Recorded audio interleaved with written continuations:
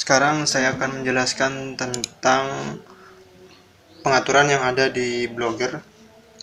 Jadi seperti ini. Ketika kita sudah masuk ke blog, kita masuk ke setelan di sini. Di sini ada pilihan berupa dasar, post dan komentar, seluler dan email, bahasa dan pemformatan, preferensi penulisan, dan lainnya. Di fitur dasar ini, di sini ada judul. Jadi kita bisa mengubah judul Blogger. Seperti ini judulnya, kita bisa mengubahnya di sini. Kita juga bisa mengubah deskripsinya, Blogger di sini. Dan kita privasi ini kita apakah blog ini tercantum di Blogger atau enggak, dan ini apakah di mesin pencari seperti google.com, bolehkah mesin pencari ini mengcrawl blog kita atau tidak. Kemudian kita ke alamat blog di sini. Kita bisa mengubah alamat blog ini. Kita edit. Pilihannya terserah kita mau diganti sesuai apa URL-nya. Kita bisa ganti di sini. Kita bisa ubah namanya. Terus pengarang blog, kita bisa menambahkan pengarang yang membuat konten dengan menambahkan email. Kemudian pembaca, di sana ada pembaca blog yang akan membaca blog kita yang sudah follow blog kita. Post dan komentar, di sini postingan di halaman utama. Di sini kita bisa memberikan beberapa postingan, ada batasan atau 7 atau 5. Template entry, tampilkan gambar dengan lightbox. Kita mengklik gambar, maka otomatis muncul seperti lightbox kayak seperti ini contohnya. Kemudian komentar ini apakah ada di halaman penuh atau jendela seperti pop-up yang bermunculan, atau kita sembunyikan, terserah kita pengaturannya. Biasanya tersemat secara defaultnya. Kemudian kita masuk ke seluler dan email. Di sini kita bisa mempublikasikan entry otomatis menggunakan SMS atau MMS. Kita juga bisa menggunakan email dengan kata-kata yang kita gunakan di sini melalui email. Kemudian dari ada yang berkomentar, bisa ada notifikasi dari email yang akan dikirimkan ke alamat yang tercantum di sini. Kita juga bisa menambahkannya. Jadi ketika ada komentar di blog kita, otomatis akan ada email yang akan masuk ke alamat email kita yang terdaftar di sini. Kemudian email ke entry kita bisa tambahkan juga di sini.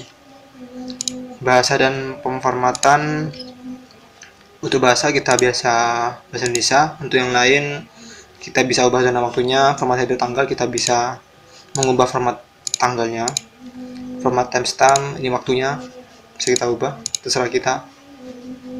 Terus tempo to format di sini kita juga bisa ubah kan sesuai dengan kehendak kita. Kemudian kita masuk ke preferensi penelusuran. Deskripsi, kita bisa mengaktifkan deskripsinya ini per post atau tidak, tergantung kita. Jika kita memberikan deskripsi, kita tulis deskripsinya. Ini contohnya sesuai dengan judul blog dan deskripsi blog kita. Jika selesai, klik simpan perubahan. Kemudian di sini ada pesan khusus untuk halaman tidak ditemukan. Jika itu error 404 biasanya, apakah ada tulisan atau tidak, kita bisa menambahkan karakter di sini, atau kita dialihkan, ada item yang kita alihkan dari mana ke mana jika ada yang rusak, atau URL tersebut dihapus. Kemudian robot txt dan tajuk robot khusus untuk tipe-tipe orang-orang yang standar untuk tidak mengutak-atik ini, karena jika ini error maka akan mesin pencari akan mengabaikan seperti ini. Peringatan, gunakan dan hati-hati. Penggunaan yang tidak tepat dari fitur tersebut dapat mengakibatkan blog Anda diabaikan oleh mesin tergusur. Jadi untuk kedua ini lebih baik dibiarkan aja. Setelah itu kita masuk ke lainnya. Di sini kita bisa mengimpor blog. Jadi tulisan dari blog lain, kita bisa mengimpor isi tulisan blog lain itu ke blog kita. Terus ekspor blog ini, kita bisa mengekspor isi postingan di sini semua menjadi file. Kemudian kita impor ke blog lain. Kita juga bisa menghapus blog ini, blog yang kita buat, dan fitur hapus blog.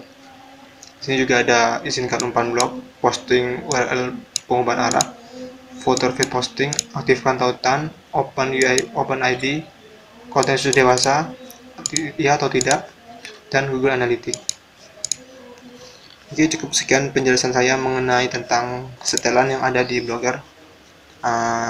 Silakan coba sendiri semua sampai teman-teman bisa mengetahui apa fungsi masing-masing dari setelan yang ada di Blogger ini. Sampai ketemu di video selanjutnya.